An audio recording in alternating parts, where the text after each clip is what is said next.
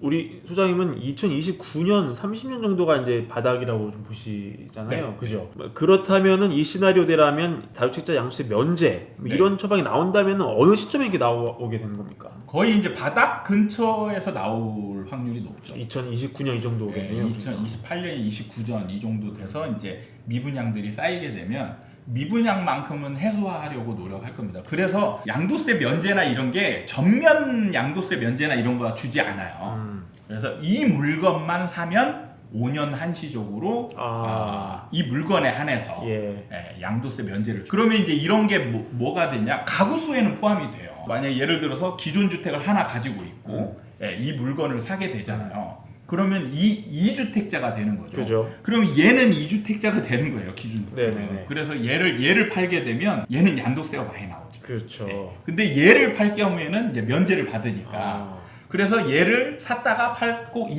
기존 주택은 가만히 둔 상황에서 네네네. 얘를 샀다 팔았다 해도 되는 거죠. 촬영 기준으로 오늘은 좀 반등을 했는데 최근에 증시가 많이 떨어졌거든요. 네네. 금리 영향도 많이 컸습니다. 네. 그런데 내년에 이 여의도에서는 증시가 한번 날아갈 수 있다. 만약에 내년에 증시가 가파르게 오르게 되면은 이런 거에 탄력을 받아서 부동산 시장도 뭐 같은 자산 시장이니까 탄력 받아서 같이 좀 오를 수 있다. 이런 얘기도 나올 것 같은데 어떻게 보십니까? 저는 다르게 봅니다. 오히려 더 빠질 수 있어요. 더 빠질 수 있다. 그러니까 돈이라는 게 오히려 올라가는 쪽으로 움직이거든요. 그럼 증시가 만약에 움직이고 부동산은 계속 침체였다. 그러면 돈이 더 빠져나가서 주식 쪽으로 옮겨갈 수 있는 거죠. 부동산과 주식을 조금 차이 비슷한 점이 있지만 차이를 둬야 될 게 뭐냐면 만약에 예를 들어서 똑같은 한 사람이어도 주식 쪽은 돈이 많은 사람이 있죠. 예를 들어서 뭐 외국인이라든지 기관이라든지 그러니까 일종의 이게 세력이 되는 겁니다. 만약에 이 한 사람이 올라가겠다 판단을 해서 쫙 사들이면 시장의 분위기를 바꿀 수 있거든요. 부동산은 그게 안 됩니다. 부동산은 그게 안 되는 게 많은 사람들이 한꺼번에 다 같이 딱 레디 고 해가지고 같이 움직이지 않으면 시간차가 생기거든요. 시간차가 생길 때 어떤 현상이 생기냐면 항상 네가 먼저 가. 나는 거기에 대상자가 되고 싶지 않다. 실험 대상자가 되고 싶지 않다. 이런 겁니다. 그래서 부동산은 어떻게 되냐면 분위기를 그 개인들의 힘으로 바꿀 수 없어요. 뭐 모든 사람들이 담합한 것처럼 한꺼번에 준비, 시작 이렇게 해서 막 사들이는 현상이 벌어지지 않으면 반등이 어렵습니다. 인플레이 많이 심해서 공사비가 정말 많이 올랐다고 하더라고요. 그렇죠. 30% 40%였다고 하는데 이런 부분이 분양가에 반영이 되기 때문에 장은 빠지더라도 분양가는 오를 것이다 이런 뜻이 나오는데 이거는 맞는 얘기입니까? 예, 맞죠. 여기서 이제 좀 오인하는 분들이 분양가가 올라가면 일반 아파트 가격도 올라간다 이렇게 이제 등식을 성립하는 분들이 많은데 그거는 이제 확대 해석인 거고요. 분양가가 올라가서 일반 가격이 올라가려면 분양가 올라간 분양 물건이 잘 팔리면 돼요. 안 팔리면 올라가지 않습니다. 오히려 떨어지는 상황이 되죠. 근데 지금 같은 상황에서는 분양가가 올라가는 거는 안 팔릴 확률이 굉장히 높아지는 거예요. 그래서 미분양이 더 많이 나게 되고 시장은 더 침체로 갈 가능성이 많습니다. 그래서 상승을 바라는 사람 입장에서는 분양가 올라가는 게 결코 좋은 상황이 아니에요. 근데 지금 같은 경우는 이제 분양가 상한제가 적용이 되어도 무조건 가격이 올라갑니다. 분양가 상한제가 무조건 가격을 누르는 게 아니고 가격을 조금 더 현실화하자는 얘기거든요. 그게 뭐냐면 이제 땅값 플러스 건축비. 그죠. 그래서 마진 폭을 좀 줄이고자 하는 노력인데 그 건설사가 마진을 너무 확대 가져가지 말라 이런 의미거든요. 근데 이 원가가 올라가고 있는 거잖아요. 지금 땅값도 올라가고 있고 건축비도 올라가고 있어요. 그럼 분양가 상한제를 적용을 해도 분양가는 무조건 올라가게 되어 있습니다. 흔히 우리가 지금까지 생각하는 분양이라는 것은 주변 시세에 비해 훨씬 싼 걸 의미했잖아요. 그렇죠. 그럼 앞으로는 이 분양이라는 게 주변 시세를 능가하는 그런 분양가 이것도 가능합니까? 네, 나옵니다. 서울에도 나옵니까? 서울에도 나오고 경기도에도 나오고 여러 지역에서 주변 시세보다 월등히 높은 분양가가 나올 수밖에 없어요. 진짜 안 팔리겠네요, 그러면. 안 팔립니다. 이런 것들은 이제 심각한 미분양 사태를 만드는 거죠. 그렇겠죠. 근데 건설사들은 바로 할인을 할 수 없어요. 뭐 100% 미분양 나는 물건도 있을 수 있겠지만 이런 물건은 사실 많지 않거든요. 원분양가에 팔다 보면 일정 비율은 누군가는 분양을 받고 그다음에 일정 비율이 이제 안 팔리는 물건이 남는데 바로 할인을 들어가면 건설사는 원 분양자들한테도 뭔가 혜택을 할인을 해줘야 되거든요. 안 해주면 이제 싸움이 되는 거예요. 그렇죠. 왜 얘네들만 해주냐. 그런 것들을 건설사가 조율하면서 하기가 어렵거든요. 그래서 이제 할인을 하려면 명분이 있어야 돼요. 명분이 있으려면 시간이라는 게 필요해요. 이렇게 오랜 기간 팔려고 노력을 했는데 안 팔리지 않냐. 얼마나 팔아야 안 팔리면 그 정도 인정을 해주나요? 보통은 할인을 하려면 중공후 미분양까지 가야 됩니다. 네. 빈집까지 나와야 되네요. 그렇죠. 중공후 미분양이 나서도 바로 할인하는 경우를 제가 본 적이 별로 없습니다. 보통 중공후 미분양이 나고 한 적어도 2-3년 정도 지나야 할인이 들어갈 수 있어요. 이미 대구 같은 경우는 마이너스 P로 막 거래도 되더라고요. 네네. 그런데 이제 대구는 그동안 공급이 굉장히 많았잖아요. 네네. 근데 서울은 공급이 없으니까 대구와는 사정이 많이 다를 거다 이런 얘기 나오는데 네. 어떻게 보세요? 조금은 다를 수 있어요. 사실 하락폭이 좀 하락 침체가 많으려면 역시 공급이 많은 게 제일 그 효과가 크죠.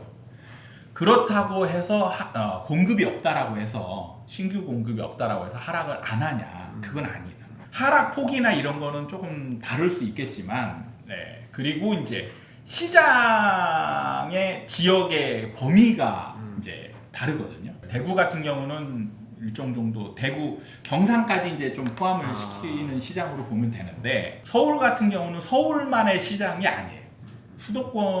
수도권이 서울을 둘러싼 같은 시장이거든요. 서울 같은 경우는 서울, 수도권, 인천이 같은 시장입니다. 그러면 서울만 공급이 적어서 혼자 살아날 수 있느냐? 그런 시장은 안 돼요. 인천이 무너지면 서울도 영향을 받는 거예요. 그렇죠. 수요자들이 옮겨갈 수 있는 그 범위 내에 있느냐 여부에 대체제가 될 수 있는 거예요. 그렇죠. 그래서 서울 사람들이 서울이 좀 비싸다. 그럼 경기도로 넘어가잖아요. 교통이 좋으니까. 그렇죠. 그래서 수요가 넘어가게 되거든요. 그러니까 올라가고 버티려고 해도 수요가 서울 쪽으로 몰려들질 않으니까. 그렇게 되면 수요가 없으면서 결국에는 팔아야 될 사람들이 다운을 시킬 수밖에 없는 거죠. 미분양도 생기게 되고. 서울도 중공후 미분양까지가 나갈 수 있을까요? 있습니다. 저번 사이클에서 이제 중공후 미분양이 있었던 게 대표적인 그 현장이 트리마제죠. 트리마제. 트리마제가 중공후 미분양이었어요? 네. 그 성수동에 있는 그 트리마제요? 네.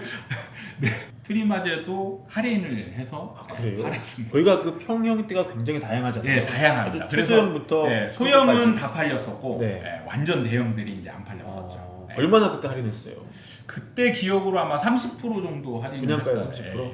그때 그 잡으신 분들은 완전히 그냥 대박이 났네요. 근데 진짜 안 팔렸어요. 네.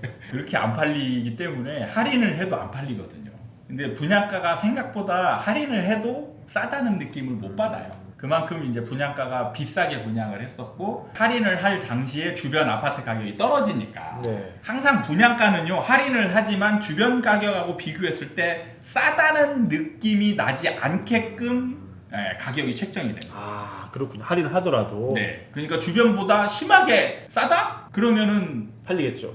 무조건 팔리겠죠. 근데 건설사 입장에서 생각을 해봐야 돼요. 조금이라도 비싸게 받아야 될 거 아니에요. 그렇죠. 수익을 어떻게든 내야 되고 손실폭을 줄여야 되기 때문에 팔릴 수 있을 만큼의 가격에서 가장 비싼 걸 해야 되는 거죠. 제가 이제 분양 업계에 있었잖아요. 보면은 가장 아쉬운 부분이 분양가였어요. 조금만 좀 싸게 해주지. 그러면 바로 그런데 우리 입장에서 참 어렵지 않게 팔 수 있는데 그걸 왜 이렇게 이 가격에 고수를 하는지 모르겠다 이런 느낌을 받을 정도로 항상 가격이 높았어요. 그때 트리마제도 주변 아파트에 비해서 좀 가격이 높았나요? 근데 그게 참 비교하기가 어려운 거예요. 그렇죠. 여기는 이제 그냥 낡은 아파트고 여기는 새 주상복합. 주변에 그런 비슷한 물건이 없는 거예요. 없으니까 얘는 그냥 굉장히 높은 가격이에요. 그래서 사람들이 싸다 느낄 수가 없어요. 그리고 항상 비슷한 게 있으면 걔보다 조금 더 높게 책정할 겁니다. 앞으로 이 인플레이션 때문에 공사비 인상 때문에 분양가가 많이 오를 거잖아요. 오른 상태에서 할인해가지고 주변 시세보다 살짝 높으면 나중에 우리가 몇 년 뒤에 이거를 사야 됩니까? 사면 나중에 더 올라가나요?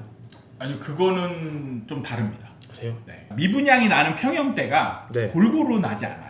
항상 그 이전 사이클에 인기 있었던 평형대가 미분양이 나요. 그러면 소형 그렇죠. 소형이 미분양이 납니다. 그렇게 돼서 다음에 이제 이번 사이클에 이제 앞으로 올 사이클에 상승장에서 어떤 평형대가 올라가느냐? 반대 평형대가 올라가요.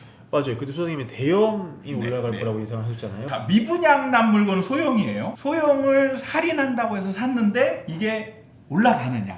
안 올라가요. 잘 안 올라가요. 최근에 이제 뭐 이번 상승장에서 미분양 난 거 팔았던 거는 다 대형이었어. 근데 대형들이 안 팔리기도 했지만 팔리고 나서도 잘 안 올라갔거든요. 항상 인기 있는 평형대를 사야 이제 올라가는 건데 미분양 난 물건은 그 상승장의 사이클에 잘 안 올라가는 물건일 확률이 높다라는 거죠. 그럼 돈을 벌려면 그 굉장히 장이 안 좋은 시점에 미분양 난 소형을 사기보다는 그냥 구축 아파트의 대형을 사는 게 더 낫다 이렇게 보시. 뭐 그럴 수 있죠. 진짜? 아니면 이제 그 당시에 바로 이제 분양 시작하는 것들이 있거든요. 그럼 걔네들도 미분양이다. 그런 거는 이제 사도 괜찮죠. 평형대가 이제 점점 옮겨가거든요. 앞으로 인기 있을 평형대를 사야지.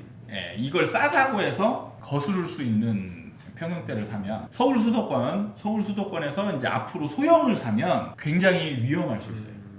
소장님 말씀하신 대형이 40평, 뭐 50평 이 정도를 말씀하시는 거죠? 그렇죠. 40평대 이상을 얘기합니다. 40평대 이상. 그 70평, 80평 이런 것도 가끔 있잖아요. 근데 네. 이건 약간 수요층이 제한돼서 제한되어 있는데 이제 짓는 것도 적기 때문에 대형 평형이 인기 좋을 때는 아마 70평대, 80평대가 더 인기 좋을 수도 있어요. 그래요? 네. 실제로 2004년, 뭐 4, 5년, 6년 예. 이때 상승장에는 더 클수록 인기가 좋았어요. 그래서 펜트하우스 막 이런 거 있죠. 100평, 90평 막 이런 거. 그래서 이제 그런 게 인기 좋으니까 건설사들이 이런 걸 막 지었어요. 그러다 보니까 이제 딱 흐름이 그렇죠. 바뀌니까 그런 것들이 이제 완전 안 팔리고 남았었던 거죠. 근데 이제 저는 한 가지 의문이 드는 게 네. 이 큰 평수는 관리비가 좀 많이 나오잖아요. 그래서 이 네, 관리비를 낼 수 있는 동네에 있는 거는 잘 팔릴 것 같은데 네. 그렇지 않은 곳에 네. 이 70평, 80평대도 이게 잘 팔려서 가격이 높을지 좀 궁금하더라고요. 그거에 제가 전제를 생각해 보면 예. 잘 안 올라가는 상황을 전제하고 있는 거예요. 네. 올라가는 상황을 전제하면 이게 아무 의미가 없어요. 아무 의미가 없군요. 관리비 이런 예. 거는. 그러니까 예를 들어서 소형이 있고 뭐 80평이 있어요. 그럼 관리비가 소형은 20만 원 나오고 80평은 80만 원 나온다라고 볼게요. 예. 그러면 한 달에 매달 60만 원씩 손해잖아요. 근데 문제는 소형은 가격이 안 올라가고 있고 대형은 가격이 몇 억씩 올라가고 있으면 관리비는 아무 의미가 없어요. 그래서 사람들이 이걸 사서 올라가냐 이게 아니고요. 먼저 올라가기 시작해서 그걸 따라가서 사는 거예요. 항상 순서가 사서 올라가는 게 아니고 올라가니까 사는 거예요. 그럼 왜 올라가냐? 자동으로 올라가요. 네. 주택 마련 주식 대박 매불이 하나면 오케이입니다. 매불이 구독 누르시면 부자 됩니다. 좋아요 누르시면 더 부자 됩니다.